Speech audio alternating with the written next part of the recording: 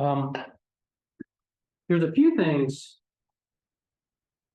that we all have control over. There's not too many things I can say we do, right? I mean, I'm just thinking out loud is, what do we really control in this world? But I can tell you we have one thing, and it's our mind. And so there was like a setup here. 3 weeks ago, we had Baba Sam talking about thoughts and how important thoughts are and how it affects our lives. Last week was Peter Moses, who talked about the thinking mind.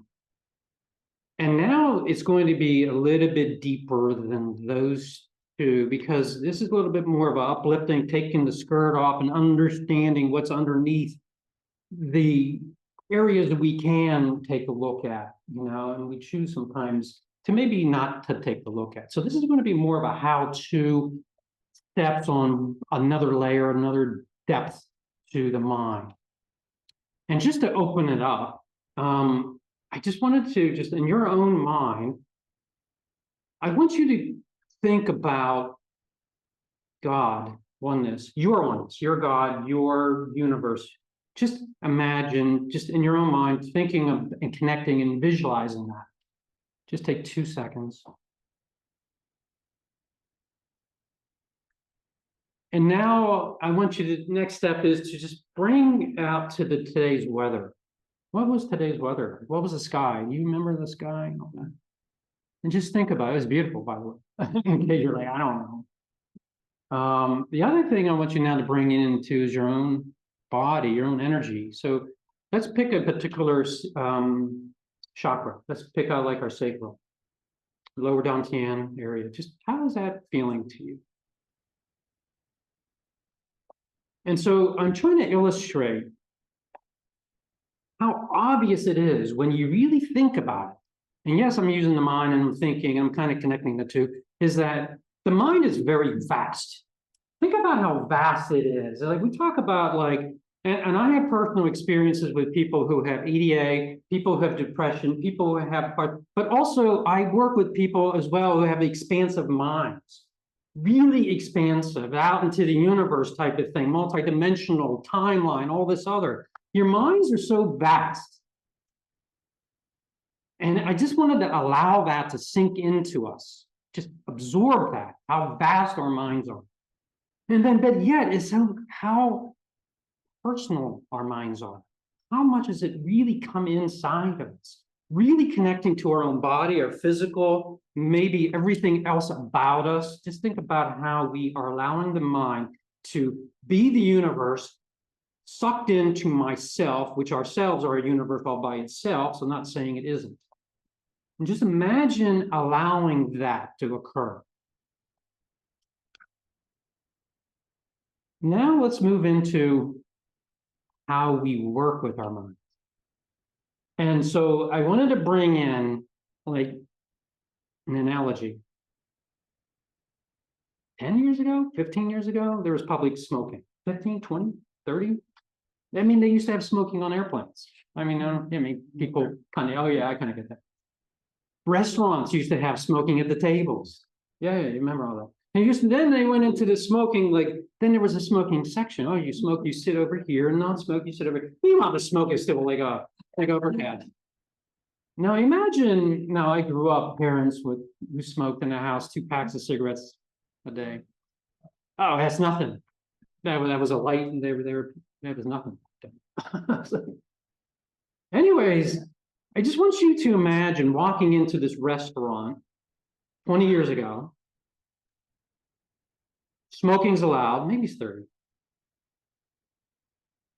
And you see the smoke.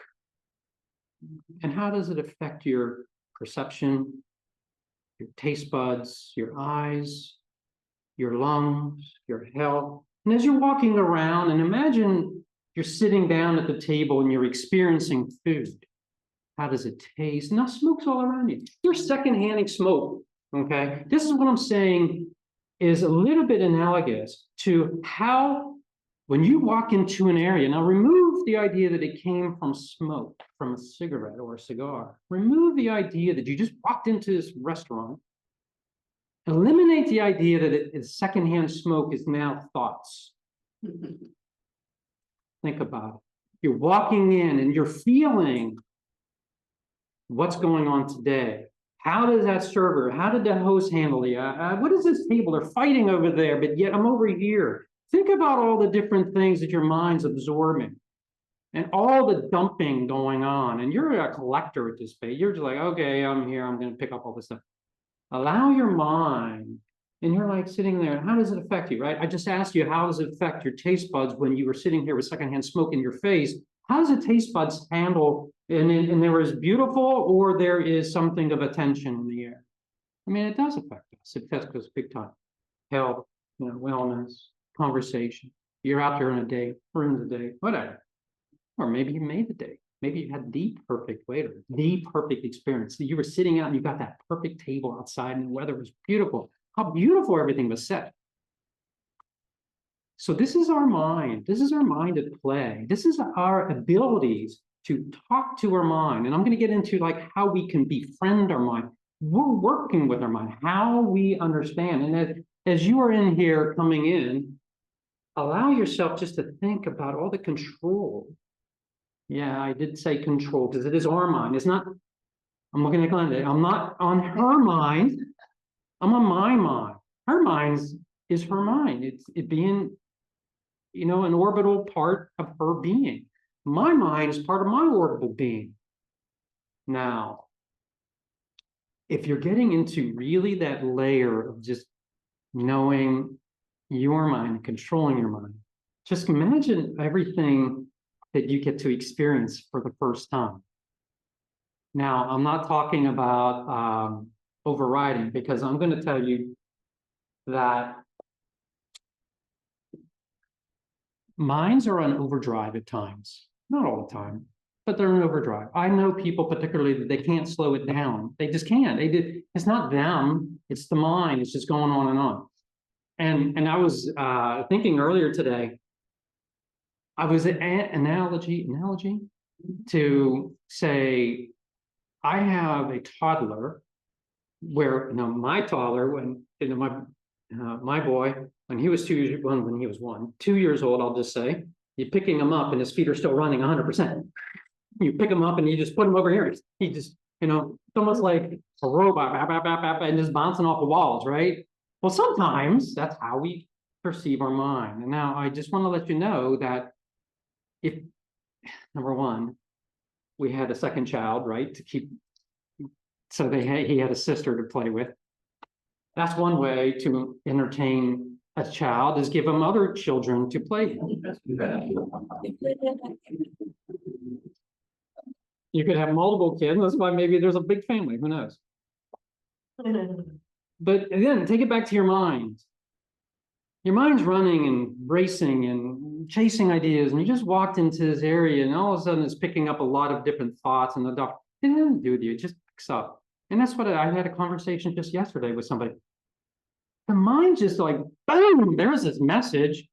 Thank you. I didn't ask for it. I didn't tell you to be quiet, but I didn't have to, did I? So just imagine if you were able to say to your mind, okay, that's cool, but go off over here, and I need you to be busy over here because now I'm going to give you something to do. Think about what you can do. You give it assignments and stuff like that. And so I'm just allowing you to understand that in control, we can think about, oh, I'm going to pick up a meditation, that kind of stuff. But you will never hear me, ever hear me about how to ignore your thoughts. I will never say that. I will say to you that you want to befriend your thoughts, befriend your mind, allow the mind to make it. Sometimes it's your body speaking through your mind and thoughts. Sometimes I'll say, boy, I'm hungry. Why are you hungry? Well, because you need food. Your body's telling your mind, I'm hungry, and all of a sudden you're hungry. I'm waving my hand because I am telling my mind, raise your hand. I'm not actually verbally saying it, but I'm just thinking it. So I'm in control of my right hand, not you. I mean, you tell me to go and I might do it, but I have to think it and I have to move it. So the control is ours, and allowing that to happen. Now, there are certain cases where the thought patterns that we experience, we feel that is out of our control. And I will say to you, I would say that there is a lot of challenges around having experiences in our lives that create these repeats. Okay, and how do you know that the mind is in a chatter mode? It's a repeat, it's a loop. I don't know if you notice it. I'm not good enough. I told you I am. I'm not good enough. I told you I am. I'm not good enough. I'm not good enough. Anyways, I'm not saying the negative, but what if I'm like a Superman, right? You're awesome. You're awesome. You're awesome, right? So we say that was your loops, telling your chatter and that you're awesome all the time. But sometimes that's not the case. But if you identify what's going on with your own mind, you understand that it's the chatter and it's not you. You understand maybe it's a pattern affecting us from a past experience. And you grew up. How did you grow up? Did you grow up with loving folks? Did you grow up verbally something at school or whatever? I mean, you remember this stuff. You may not think you remember, but it's in you somewhere, somehow, this energy pattern's hanging out. And so you can work with other people to help you move those thoughts and those patterns. So allow yourself to differentiate and allow yourself to know the control that you have. And I want to bring up one more concept that I think is so, like, obviously important, but yet I don't know if I've ever talked about it. And it's one of the things is about distractions. And this is going to be very important when we talk about our blueprints. Let's say that you were meant, okay, I'll tell you for a fact. I was in the kitchen the other day and I said, I needed some plates, whatever. And they're in the storage pantry, whatever. I go to the storage pantry and I'm in there and say, well, I need it. What about plates? I needed this, that. I'm hungry. There's some snacks there. What else did I want? Chocolate. There was chocolate in the corner. I'm like, I saw that. Well, your peripheral vision expands when you see chocolate. And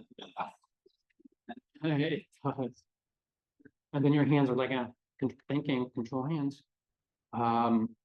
Distractions. The mind allows us to be distracted big time. And it's one of the things that allows us to, I'm not going to say get out of alignment, but it's going to delay us of our alignment, of our goals, of our tasks. I know I want to do a marathon. I have to run every morning, but I'm not going to be. I'm not going to do the marathon. But the distractions, it is so important, and I'm going to bring this up when I talk about a blueprint, because the blueprint of why we're here. And now I think maybe I should lay right into this now.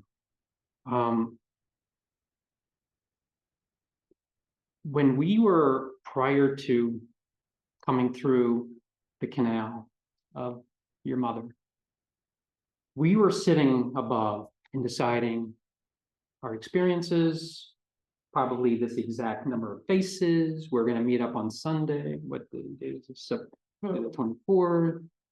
We decided we're going to meet up and talk about this. Oh, and we'll talk about other things. And you're like coming to Earth, and you know what you're experiencing now. And yeah, if you're having a wonderful world, but it's always, there's a challenge, not always.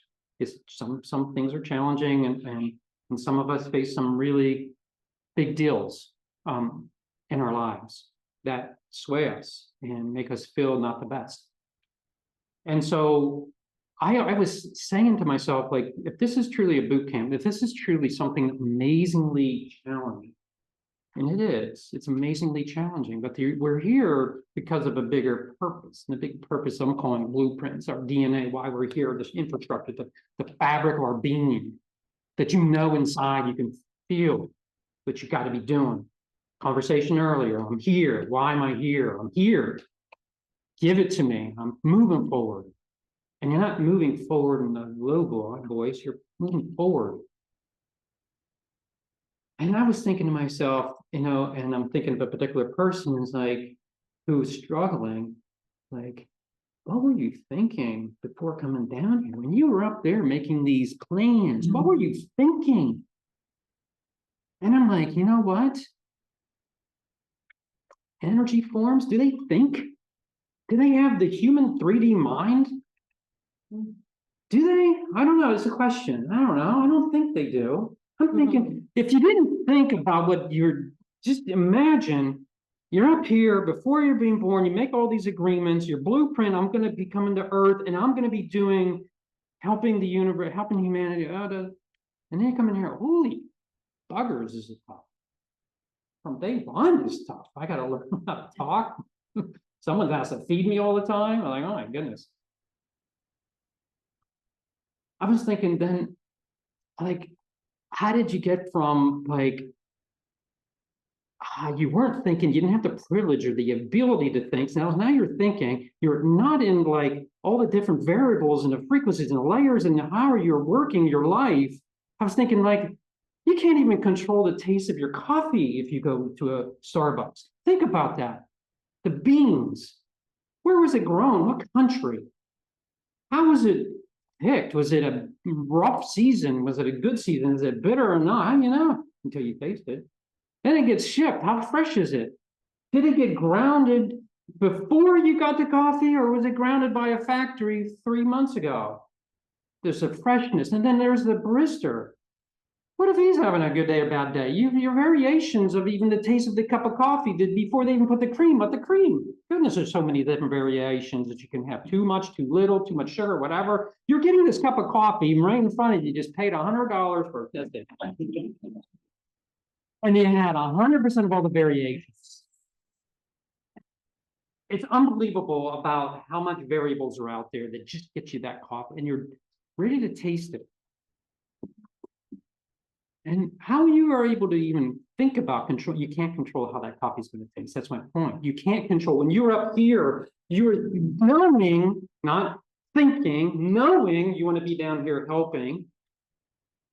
And you knew, holy bully, coming into this world, it was going to be a bugger because you're not knowing who exactly, who's interacting. It's free will. My goodness. Didn't you realize all this free will and how much uncontrolling it affects you? So as you're walking in, it's going even back to the restaurant. The control is out there on others. This is us. Now, blueprint. Okay. You came here for a reason, and I just want to touch on this. So important for you. It is what's inside you as far as like your fabric. Now, keep in mind, your blueprint might be a mother, it might be a father, it might be a friend, it might be a grandfather, grandmother, it might be anywhere in that world, and it keeps on changing depending on who you're working with. So your blueprints are many, multiple, but now you're getting into your spiritual blueprint. Why am I physically here? Not only was he able to do all that and be in the nurturing and all that other, and now all of a sudden, I got to do something with humanity. I got to do something with spirituality. I'm raising my vibration. I'm bringing it in. And so as I bring all this stuff in,